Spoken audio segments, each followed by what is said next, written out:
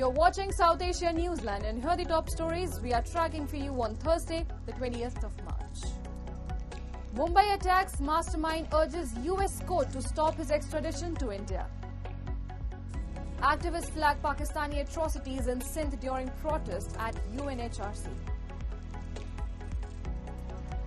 And Bangladesh seeks Modi-Yunus meeting at BIMSTEC summit in Bangkok.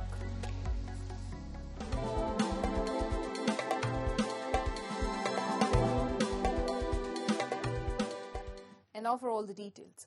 Tahawwur Rana, accused in the 2008 Mumbai attacks, has filed a request with the US Supreme Court to block his extradition to India, citing health concerns and fears of torture. His appeal follows a rejection of his review petition earlier this month, with a decision expected on April 4th. A report. 2611 accused Tahawwur Rana has filed a request with US Supreme Court Chief Justice John Roberts to stop his extradition to India. This comes after the US Supreme Court Justice Elena Kagan rejected his review petition earlier this month. The application has been distributed to the Supreme Court judges for a conference scheduled for April 4, according to the US Supreme Court website. Rana has renewed his application seeking a stay on his extradition to India. He stated that because of his Muslim religion, his Pakistani origin, his status as a former member of the Pakistani army, the relation of putative charges to the 2008 Mumbai attacks, and his chronic health conditions, he is even more likely to be tortured than otherwise would be the case, and that torture is very likely to kill him in short order, he said. Earlier in February, US President Donald Trump announced the extradition of Tahawwur Rana to India and said he would face justice. A Pakistani origin businessman, physician and immigration entrepreneur, Rana has alleged connections with Lashkar-e-Taiba and Pakistan's inter-services intelligence. Rana's alleged role in facilitating the attacks has remained a point of contention between India and the United States for years. And as the sun sets over Pakistan's Karachi, hundreds gather for free Iftar meals each day, a tradition that has become a lifeline for many struggling with rising food prices during the holy month of Ramadan. A report. As the call for evening prayer rang through Karachi, hundreds of Pakistanis shared their Iftar with a free meal provided by a local charity this week. Street Iftar meals have long been a Ramadan tradition in the city. Donors usually offer money and food products to volunteers who set up the food stalls 1 hour before evening prayers to prepare the meals.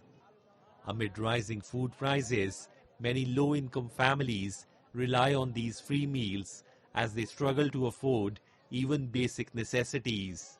महंगाई ज़्यादा है और मेरे 4 बच्चे हैं, अब मैं अफ्तारी का सामान लेने जाऊं तो 400-500-600 रुपए लगते हैं.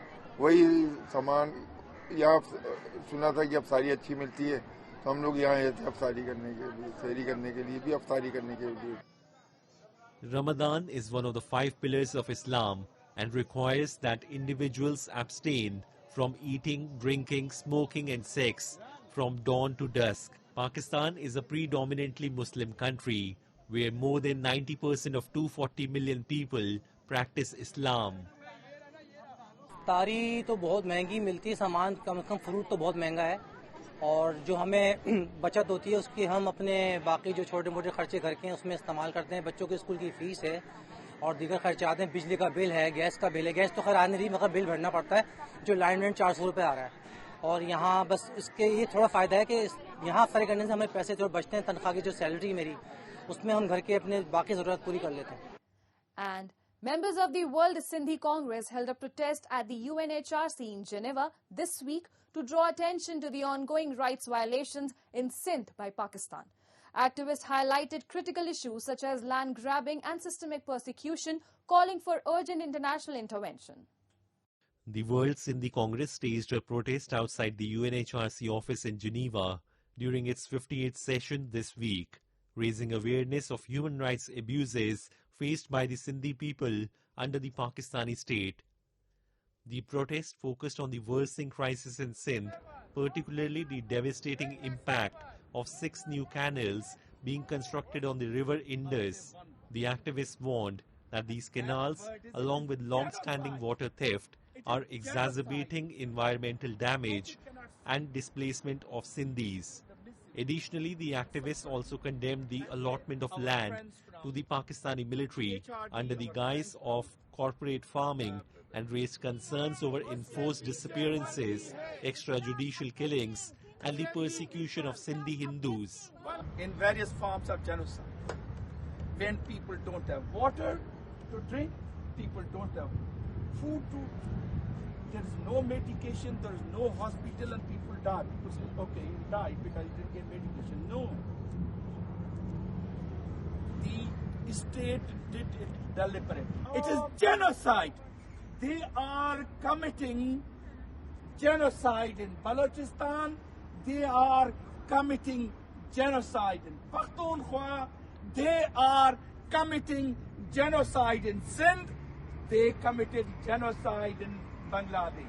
The activists demanded the immediate halt of canal construction, adherence to international water laws, a ban on military land allotments, and an end to rights violations. They urged the UN and international community to intervene, establish a fact-finding mission, and take urgent action to protect the Sindhi people from further suffering.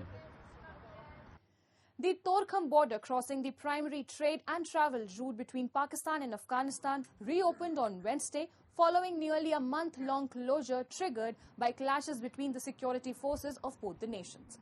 According to Riaz Khan Mehsood, a Pakistan government official, the crossing will initially facilitate trade while pedestrian movement will resume from Friday.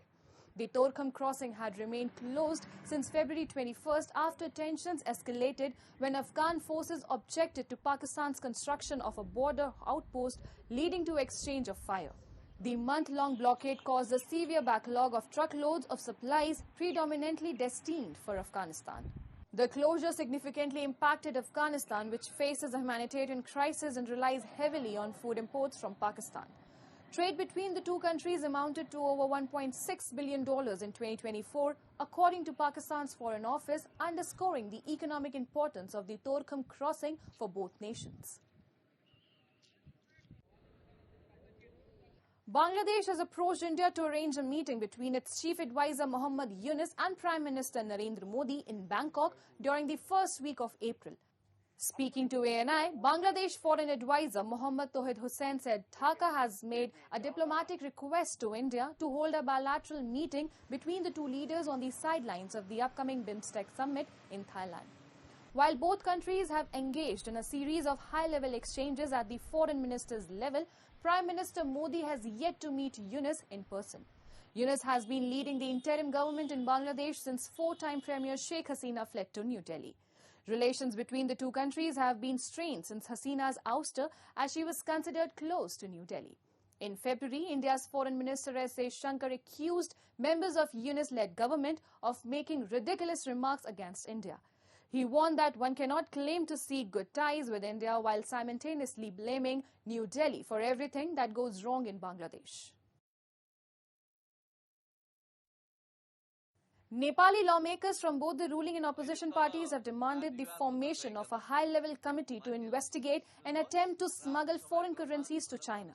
Addressing the parliamentary session, a lawmaker from CPN Maoist Centre said that this incident has brought to light a picture of the level at which organized crime and smuggling networks are growing. Kathmandu Valley Crime Investigation Office on Tuesday announced the seizure of thousands of US dollars and euros that were being smuggled to China. Police confirmed that foreign currency worth approximately 250 million Nepali rupees was confiscated from freight truck bound for China. The operation took place late Monday night, in which the amount was recovered from a vehicle. The driver was immediately detained. Raising concerns over the pattern of only arresting low-level operatives, Nepali Congress lawmaker Ramhari Khatiwara also demanded a thorough investigation. These activities have not only created a significant challenge for Nepal police, but have also raised concerns that Nepal could become a fertile ground for foreign criminals to orchestrate large-scale illicit operations. Authorities suspect that the smuggled foreign currency was intended to finance gold smuggling into Nepal. That's all in tonight's edition. We will see you same time tomorrow.